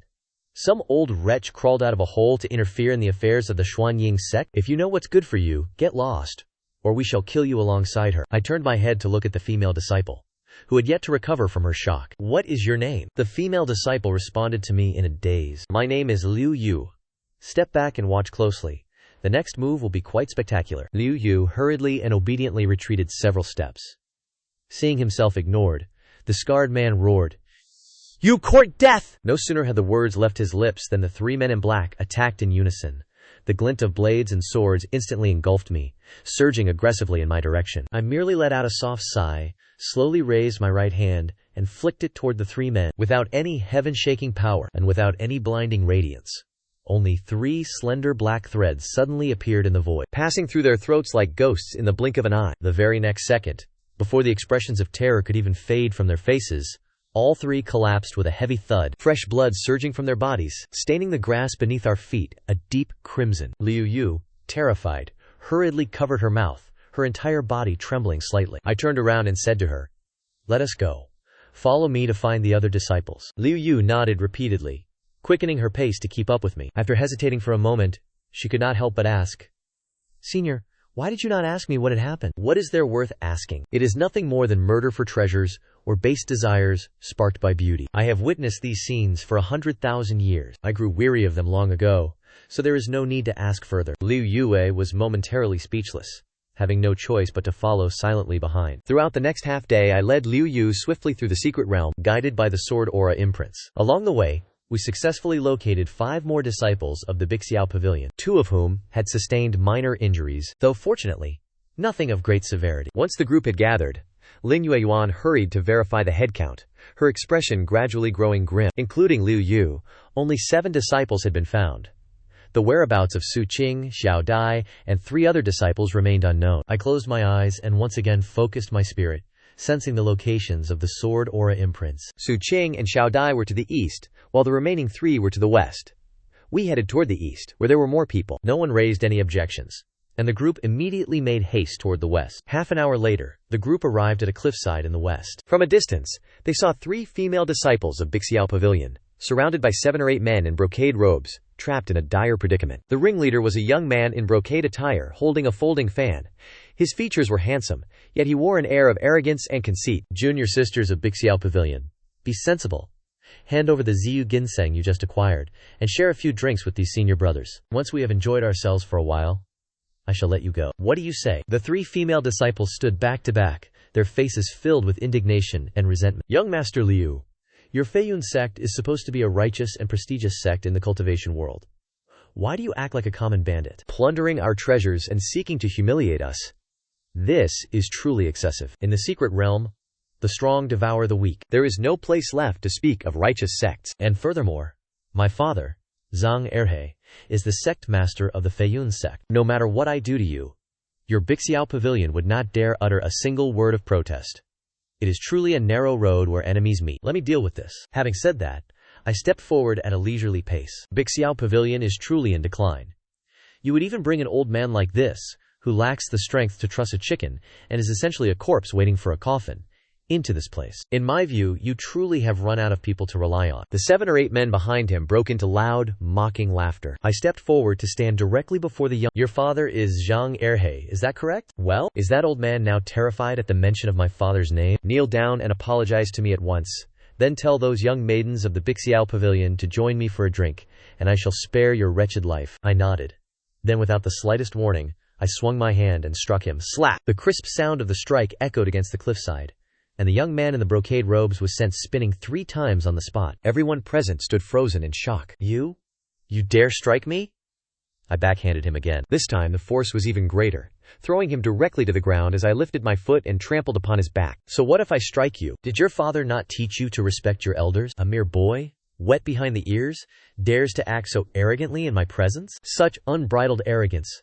Truly, you are courting death. The young man in brocade robes struggled to stand, but I kept him pinned firmly beneath my foot, unable to move. What are you all still staring at? Kill this old fool for me, and I shall reward you handsomely. The lackeys finally snapped out of their stupor, unleashing their artifacts and charging directly toward me. I merely sighed, pressing down slightly with the tip of my foot. A sharp crack echoed as the young man's spine shattered under my weight. Before a shriek could even leave his throat, I kicked him off the cliffside, sending him plummeting into the abyss below. Immediately thereafter, I turned to face the 7 or 8 lackeys rushing toward me. I raised my right hand, splayed my fingers, and slowly clenched them into a fist. A series of thunderous explosions rang out. The 7 or 8 lackeys were seized, as if by an invisible hand. Before they could even utter a dying cry, they were obliterated into nothingness, in midair. The cliffside fell into a deathly silence, broken only by the howling wind and the heavy, ragged breathing of the Bixiao pavilion disciples. I brushed off my hands and carefully stowed the purple jade ginseng. It is a fine treasure, beneficial for your cultivation. Do not let it go to waste. The 3 female disciples finally regained their senses and cautiously gathered the purple jade ginseng into their storage bags. At that moment, the system detected an energy fluctuation at the center of the secret realm. It is 3,000 meters to the southeast. The energy is incredibly dense. It is highly likely that a supreme treasure is manifesting. We must investigate at once, lest someone else arrives to claim it first. My eyes immediately lit up, and a spark of genuine interest ignited within me. A supreme treasure would be perfect for nourishing my body. Who knows, it might even accelerate the restoration of my strength. I turned to Lin Yuqiao and said, "Find a safe place to hide, the lot of you. I must go locate Su Qing and Xiaodi. While I am at it, I shall see if there are any treasures to be found. Senior, please be careful." With those words, my figure flickered, and in the blink of an eye, I vanished from sight. I followed the guidance of the sword chi mark, only to discover that the positions of Su Qing and Xiaodi had not shifted in the slightest. A sense of unease involuntarily stirred within my heart. I immediately unleashed my flash step with full intensity, my speed increasing significantly. In less time than it takes for an incense stick to burn, I arrived at the canyon to the southeast. From afar I could see that the canyon was filled with a dense, pink mist, making it impossible to discern the scene within. I could only vaguely make out 2 figures collapsed on the ground. They were none other than Su Qing and Xiaodi. Just as I prepared to move forward, the system warned, "Host, be cautious. This is the pollen of lust. Its toxicity is extreme. Even you should not take it lightly. I have practiced the art of the virgin boy for 100,000 years, possessing a body brimming with righteous energy. Do you truly think I would fear this demonic, unorthodox mist? What a joke." Having said that, he swaggered directly into the mist. The pink miasma, upon drawing near, was instantly pulverized into dust by my sword chi. I immediately knelt beside Su Qing and Xiaodi to conduct a thorough examination, discovering that the 2 of them were merely unconscious. Their breathing remained steady, though a malevolent pink force was rampantly circulating within their bodies. I reached out and placed my hand upon Su Qing's forehead. A strand of pure sword chi slowly permeated her body, following her meridians until, in an instant, it shredded that pink, malevolent force, cleansing it completely. Not long after, both of them gradually regained consciousness. The moment they opened their eyes and saw me, they felt at ease. "Senior, we were careless and stumbled into this mist. After inhaling the vapors, our bodies became powerless, and we lost all awareness." Just as I was about to speak, A strange fragrance emanated from deep within the canyon, and immediately afterward, the earth shook and the mountains trembled. As a seven-colored pillar of light shot straight into the heavens, the system shouted with agitation, "It is the seven-colored profound lotus." Host, it is truly the seven-colored profound lotus. This is a legendary supreme treasure capable of reconstructing the physical body, reversing one's cultivation, and breaking the shackles of the heavenly Tao if consumed. Recover your full strength. Hurry and seize it. My eyes ignited with fervor, my heart overflowing with joy, and I hauled one person under each arm, rushing rapidly toward the seven-colored pillar of light. A short while later, the three of us reached the depths of the canyon. In the center of the lake, a seven-colored lotus rose from the waters, each petal radiating a distinct and vibrant hue. Over 30 individuals had gathered on the lakeshore, divided into three opposing factions. Judging by their attire, they belonged to the Xuanshui Sect, the Zhengyuan Sect, and the Feiyun Sect. The white-haired elder standing at the forefront was Zhang Erhe of the Feiyun Sect. Zhang Erhe evidently recognized me, his gaze instantly turning icy cold. He gritted his teeth and spoke. "So it was you who dared to kill my son. Today, you shall pay the price." I instructed the two women to retreat to a safe distance, then calmly replied, "Your son's mouth was foul and filthy, so I took the liberty of teaching him a small lesson. There is no need to thank me, old man. Kill him for me." Behind the elder, the male elders of the Feiyun sect stepped forward in unison, their sleeves billowing as 5 dense currents of true essence roared forth, coalescing in the air into 5 ferocious giant dragon phantoms, which shrieked as they dove straight toward me. Their roar caused the entire canyon to tremble and hum, yet I remained standing perfectly still, slowly raising my left hand with my fingers slightly splayed, aiming at the 5 incoming dragon phantoms, and deliberately clenching my hand into a fist. A crisp, cracking sound rang out, as if the spiritual energy of the heavens and earth had been seized in an instant. Those 5 terrifying dragon phantoms were as fragile as glass, gripped tightly by an invisible, colossal hand, and instantly shattered into countless specks of light that filled the air before dissipating into the void. Zhang Erhe's pupils contracted violently. Only then did he realize that the strength of this beggar before him far exceeded his wildest imagination. But with the 7-colored profound lotus right before his eyes, how could he abandon a destiny that was already within reach? He immediately turned his head to look at the other 2 factions not far away, and shouted in a deep voice, "Fellow Taoists of the Xuanshui sect and Zhengyuan sect, this man's strength is mysterious. Far too mysterious. Let us join forces to exterminate him." Elder Zhang is right. Joining forces to eradicate this man is the superior strategy. Let us unite. We shall kill this person first, and settle. The 3 factions reached a silent understanding, and over 30 experts, adorned in varied garbs, swiftly converged upon me, their magical artifacts hovering menacingly above their heads. As dazzling halos radiated outward, and spiritual energy surged, I suddenly began to laugh, the depth of my gaze reflecting a majesty spanning 10,000 ages. My voice rang out softly. 10,000 years. A full 10,000 years have passed, and at last, I can engage in a battle that truly stirs my spirit. As the words left my lips, I slowly spread my arms and closed my eyes, uttering 3 words between my teeth: sword, intent, manifest. In that instant, with me as the epicenter, every ounce of color within 100 zang radius was utterly drained, leaving behind nothing but a void of pure black and white. The 30-plus experts remained frozen in their combat stances, yet they were completely unable to move a muscle. Terror was etched onto every face, though their eyes alone still darted about in panic. I slowly opened my eyes and paced through this silent, monochrome world. My footsteps were as light as air, yet every step seemed to fall heavily upon the hearts of those present. I arrived before Zhang Erhe, reached out, and tapped a fingertip against his rigid cheek, whispering, "In your next life, remember to choose your path of reincarnation more wisely. For starters, do a better job raising your son. Keep him from spewing filth the moment he opens his mouth, for it is nothing but a wretched nuisance to listen to." The moment I finished, I tapped my fingertip against the center of Zhang Erhe's forehead. There was no earth-shattering explosion, yet Zhang Erhe's body began to disintegrate from within, transforming into a mist of bronze-hued blood, vanishing into the black and white world, without leaving even a trace behind. Immediately after, I turned toward the beautiful woman from the Xuanshui sect and the black-robed elder of the Zhenyuan sect. With a few subtle taps of my fingertips, those experts, who had once stood so arrogant and dismissive of all others, bloomed one by one like fireworks, then dissolved into silence without a sound, leaving behind only countless specks of spiritual essences drifting through the air. As the black and white domain slowly receded, the colors and sounds of the world returned. Only I remained in the canyon. Su Qin and Xiao Dai, along with the exotic flower by the pond, continued to bloom silently into a seven-colored mystic lotus. Su Qin and Xiao Dai had long since collapsed to the ground, their legs weak, their gazes dazed from having witnessed the silent erasure of over 30 martial experts. The shock was so profound that neither woman had the strength to speak, leaving them only able to gasp for air. I walked slowly to the edge of the pond, reaching out. My fingertips gently brushed against the petals. A potent, intoxicating fragrance instantly flooded my senses. A single breath was enough to sweep away every trace of exhaustion from my body. My sluggish meridians suddenly surged, becoming clear and unobstructed. The system's voice echoed in my mind, urgent and insistent. Consume it at once. Once plucked, the seven-colored profound lotus loses its spiritual essence rapidly. It can retain its potency for a mere moment. To miss this chance would be to forfeit a destiny rarely seen in 1,000 lifetimes. I hesitated for a brief second, my gaze sweeping across the vicinity. Seeing Su Qin and Xiao Dai still standing in a daze, I plucked the two most tender petals and stepped forward to offer them. Eat. This will greatly benefit your cultivation.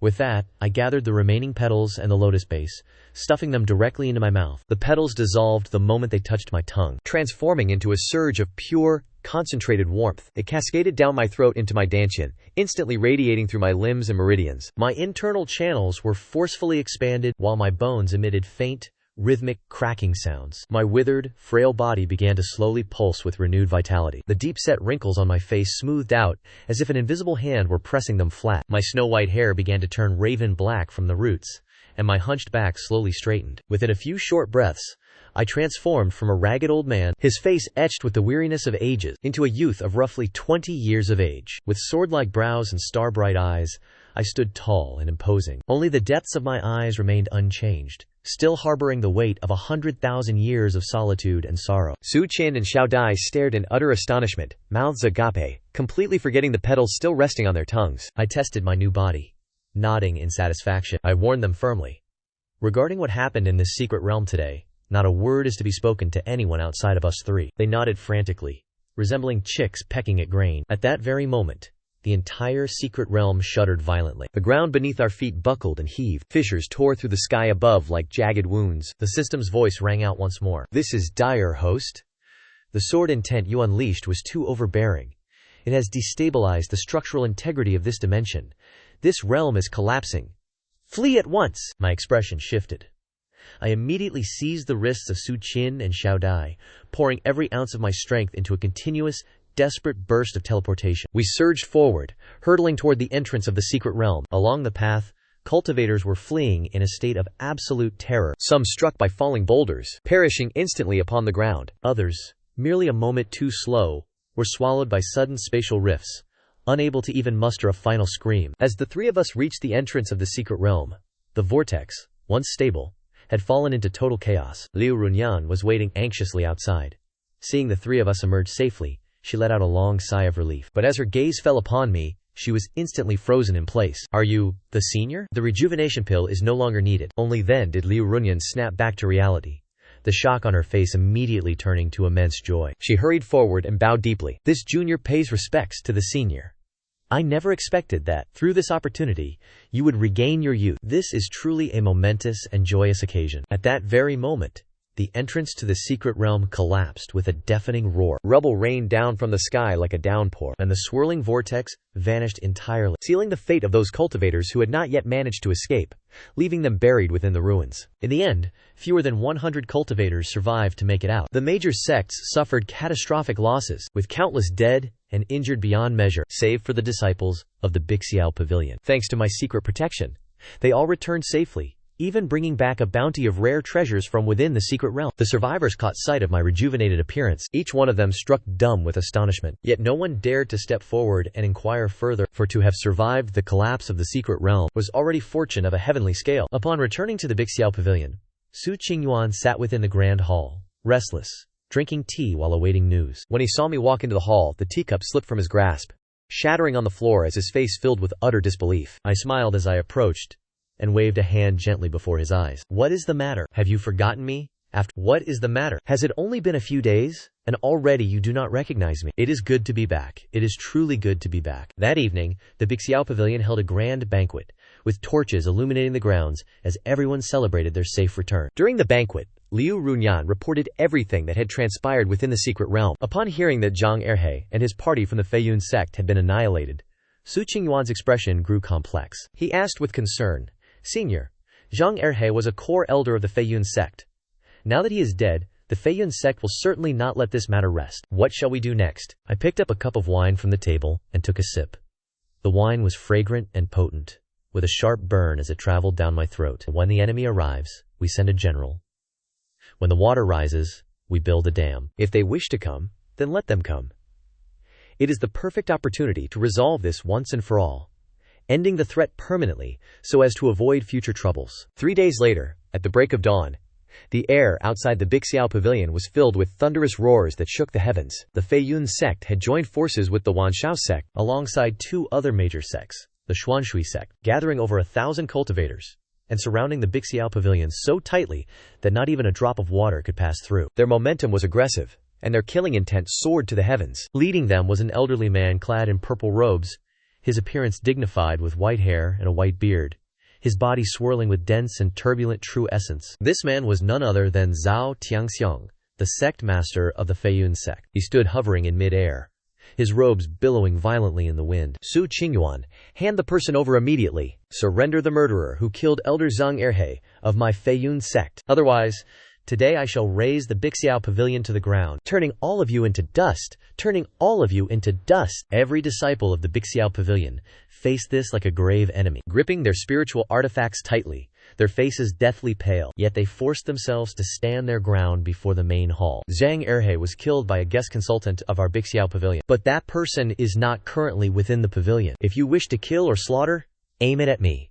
Are you really going to insist he is inside? Do you take me for a child of 3 years old? Today I will raise your Bixiao pavilion. I do not believe I will fail to unearth him. Just as he prepared to order the attack, I stepped out of the pavilion with a long yawn and a leisurely pace. Behind me was A Dao, who had taken the form of a young girl, as I spoke with a voice full of impatience. "Who is it, making such a clamor at the crack of dawn, disturbing the sleep of others? Is this not bothersome?" Zhao Tiangxiang's gaze locked onto me instantly, sharp as lightning. He glared at me with piercing intensity. "You are the one who killed my man. You mean Elder Zhang of the Flying Cloud sect, is that right?" "Indeed, so what if I killed him? Is there a problem?" He let out a cold, murderous laugh. Very well. Very well. You are truly an arrogant fool. Today, I shall use your life to appease the soul of Elder Zhang in the heavens. Attack him!" As they moved to racialize the Bixiao pavilion, over 1,000 cultivators struck in unison. Countless magical artifacts took flight, and spells poured down upon me like torrential rain. The blinding radiance eclipsed the very sky. Yet, in the next instant, every attack froze 3 feet above my head, halted by an invisible barrier. No matter how much those cultivators channeled their spiritual energy, their artifacts and spells could not advance even a single inch. I sighed softly, then turned to Atokol behind me and said, "These minions are yours to handle. Make it quick. Do not delay me from returning to my slumber. It is finally my turn to shine. Rest assured, host. I shall dispose of them in the blink of an eye." Finishing his words, Atutu tilted his head back and let out a long, thunderous roar. The sound was ear-splitting and overwhelming. His body began to expand violently. In a mere moment, he transformed into a colossal beast 1,000 feet tall. His form resembled a Qian, yet he possessed a pair of pitch-black dragon horns. His entire body was covered in thick, heavy black scales. His 4 hooves trampled upon burning, hellish black flames. His violent aura suppressed the heavens and the earth alike. This was the first time Akatu had revealed his true form, and even I was momentarily stunned, a flicker of surprise flashing in my eyes. Atu opened his massive maw, and a pillar of pitch-black light erupted forth. Wherever the beam passed, space itself twisted and collapsed, tearing apart into terrifying spatial rifts. The cultivators of the 3 great sects were terrified to the point of having their souls scattered. Before they could even attempt to flee, they were swept directly into the spatial rifts. In the blink of an eye, they vanished without a trace. Zhao Tiangxiang was paralyzed with despair, his face as pale as parchment, as he desperately poured every ounce of true essence within his body. He unleashed his sect-protecting treasure to block the light, but against the might of Atan it was frail and unable to withstand a single blow. Atutu raised his massive claw and brought it down with a gentle sweep. Zhao Tiangxiang and his supreme treasure were instantly pulverized into dust.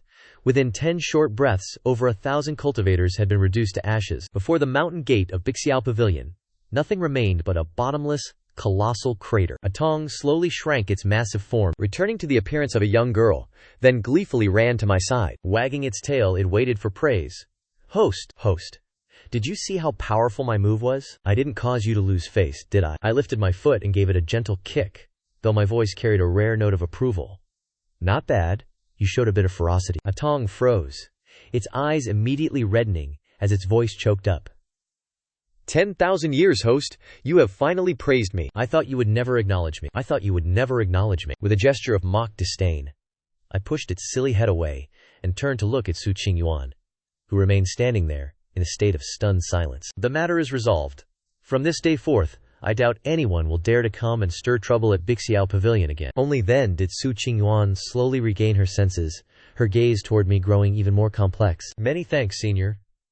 With me overseeing and guiding you for the next 3 months, the strength of Yuqiao Pavilion has soared like a kite in the wind. The cultivation levels of the disciples have improved one after another, and the sect's influence continues to grow. That morning, the sunlight was beautiful, and a gentle warmth spread across the courtyard. I lay on a rocking chair in the courtyard, eyes closed, basking in the sun, and enjoying the leisure. Su Qin and Xiao Dai sat at a stone table nearby, carefully brewing tea, while the bronze basin lay sprawled at my feet, curled up into a ball, snoring away, with drool even trickling from the corner of its mouth. Su Qingyuan walked over slowly, standing beside the rocking chair, and hesitated for a moment. Senior, I have thought about it carefully lately. I wish to pass the position of Pavilion Master of Yuqiao Pavilion to Liu Ruyan. She is intelligent and capable, and her judgment is meticulous. She is more suited to lead Yuqiao Pavilion than I am. I slowly opened my eyes and gave her a glance. That is fine. You have been weary for these past few years. It is indeed time for you to have a proper rest. Su Qingyuan bit her lip gently, then suddenly asked, Then, senior, will you always stay at Yuqiao Pavilion? I looked up at the mist-shrouded mountain range in the distance, remained silent for a long time. Perhaps that is true. After all, this place is surrounded by lush green mountains and crystal-clear waters. It is far removed from the strife of the world, and there are many adorable young maidens by my side. Most importantly, I am provided with food and shelter, leaving me with nothing to concern myself with. Su Qingyuan let out a laugh. Staying is for the best. Staying is for the best, she said, beginning to rub against my pant leg. With a fawning expression, she chuckled and said, Every time you perform a good deed, the heavenly Yuqiao descends with golden light of merit. Although you cannot perceive it, I am able to absorb those rays of golden light. At this rate, in another 100 years, I will be able to shatter the defenses of the heavenly Dao. By then, we can depart from this world and venture into the vast reaches of the heavens and earth. I remained silent for a moment, then lifted my foot and kicked the little girl away. Get lost. It has been difficult enough for me to settle down for a peaceful retirement. Do you intend to stir up trouble again? If you dare mention venturing out once more, see if I don't deal with you. I am certainly not going back. Su Qin and Xiao Dai witnessed the scene before them, and could not help but cover their mouths and giggle. The clear sound of their laughter echoed through the courtyard, and Su Qingyuan turned her tears into smiles. Her eyes filled with gentle affection. The long rays of sunlight bathed the courtyard, warm and serene. I closed my eyes softly, the corners of my mouth curling upward slightly. Days like these do not seem so bad after all. As for the matters of 100 years from now, I will deal with them when the time